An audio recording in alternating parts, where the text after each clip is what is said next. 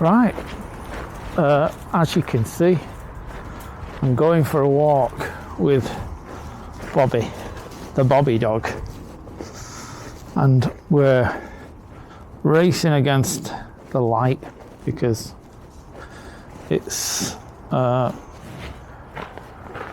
4:15 on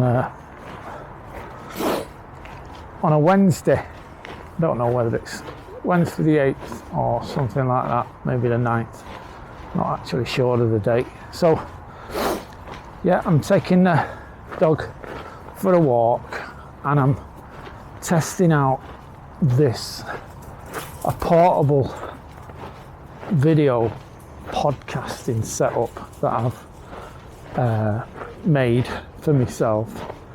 It's very lightweight and it can fit in my pockets.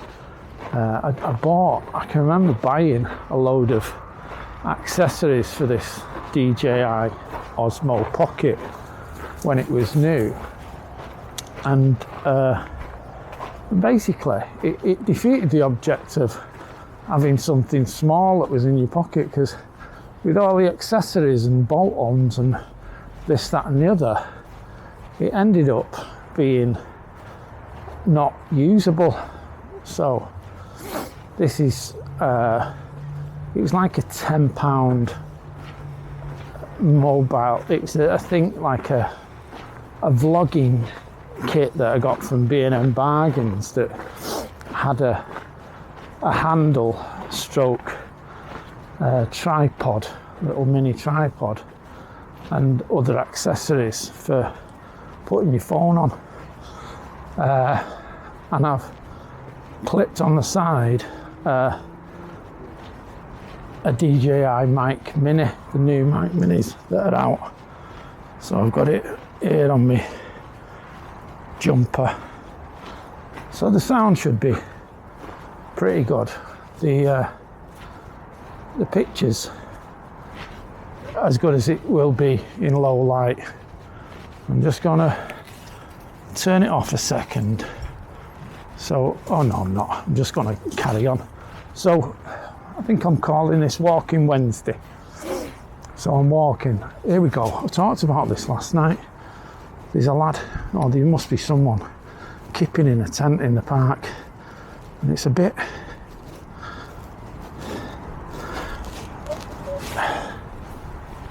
cold for that shit for me. I feel sorry for him. Bobby, come away. Bobby, come away. Poor bugger, whoever it is.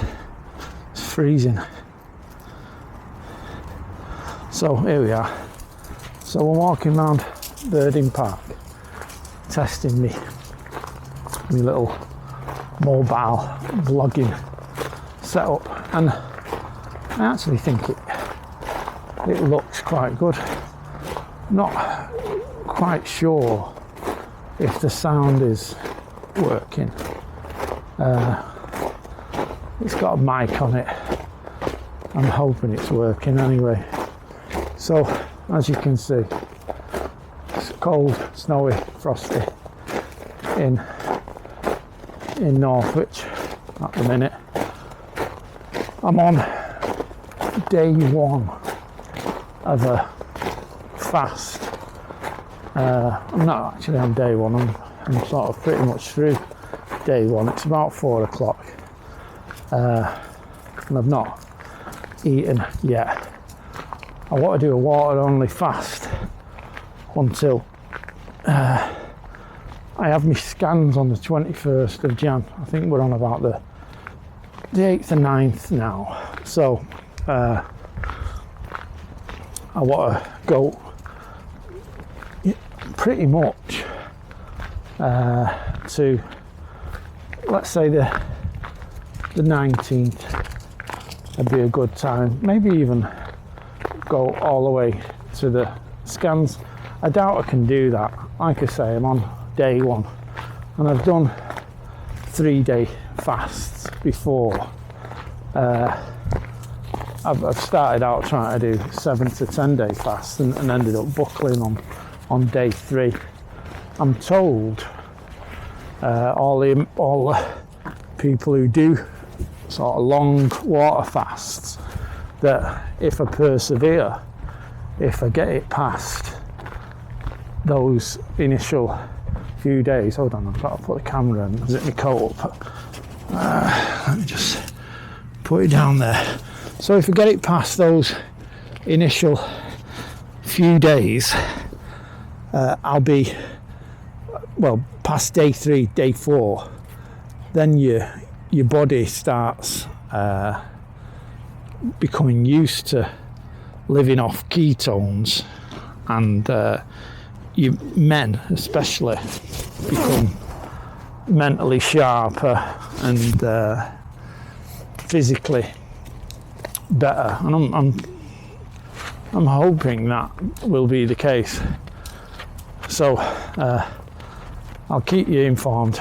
The other side effect, or the other additional effect that I'm hoping for, is I'll lose some weight, which will be handy because I've come off all my chemotherapy and immunotherapy, all the stuff. It was palliative anyway, so it was only keeping me alive or extending my life. It wasn't a cure of any sort. So now I'm doing, like today, I've had an injection of Monjaro, which is like a Ozempic, one of the derivatives. I think it was originally a medication designed for people with diabetes. So glucose, I know, feeds the cancer. So anything I can use that will reduce my glucose levels or reduce the food to the cancer, I'm going to use, although it's quite expensive. But what I save on food is pretty much the equivalent. So I'm not eating, therefore I've got a saving on food. I'm also taking, today I've taken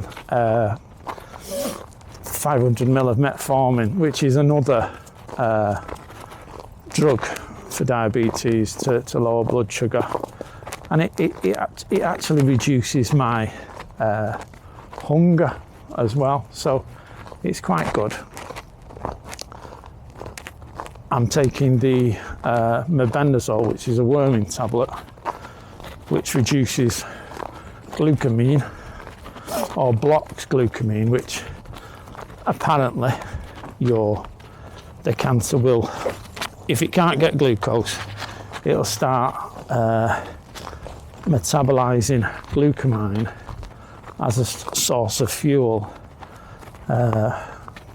by well, I don't know how it does it, but it sort of makes a home brew, let's say, out of your glucamine and lives off that.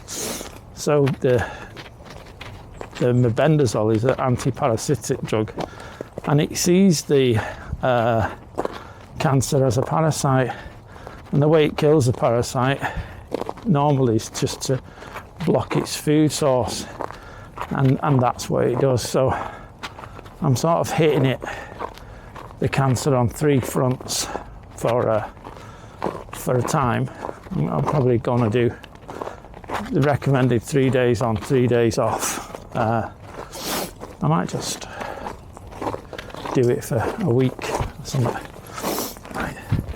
But I've got, I'll let you know, in a week's time, I'm hoping I'll be a nice weight. There's some deals on as well at the minute at the gym. You know, as there always is. But I think I'd like to, now I'm not devastated by the therapy or the chemo or the immunotherapy, the stuff that they were giving me to basically extend my life. It was made my life awful.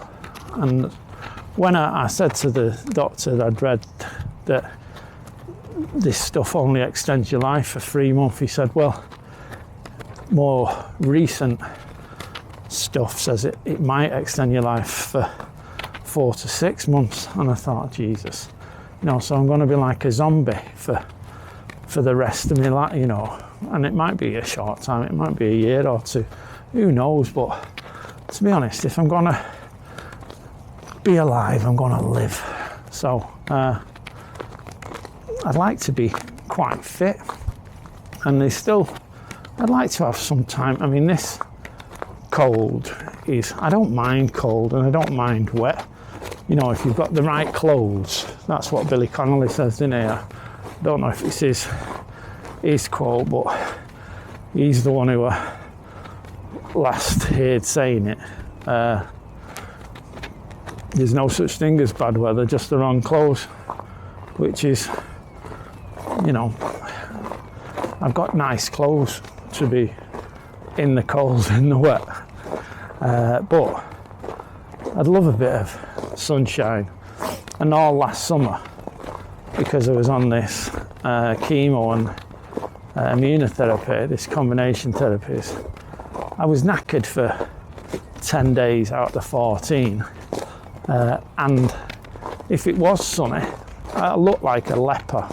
It had really bad impact on my skin and stuff like that. So if I was able to go out, well, I wasn't able to go out, but if I was able to go out, I had to wear a big hat and factor 50 suntan screen and all that, and I'm still gonna wear factor 50. I don't care, but it'd be nice to feel the sun on my face again and be a bit warm. So I intend to get about this year, do a lot of stuff. I'm gonna start rewriting my book tomorrow. Hopefully gonna do a bit of work with Dave McCollum, sort of helping him do films, and he's gonna help me as well. Gonna start a podcast, maybe this week, maybe next week, I don't know, but I'm gonna get the stuff in the can. I've got all the gear and no idea, but I'm gonna just create stuff. And I know that some of the rubbish I watch on YouTube, it's I don't know why I watch it. It's just ridiculous, but I just bought into the people's story. So I'm gonna do a lot of these videos. My voice will get on people's nerves, I know, because it's that whingy sort of monotone Manc accent. Can't help it, I'm afraid. I could try to, funnily enough, the stuff that I like, the people who are talking, they actually, that excitable ADD sort of American woohoo way to speak gets on my fucking nerves.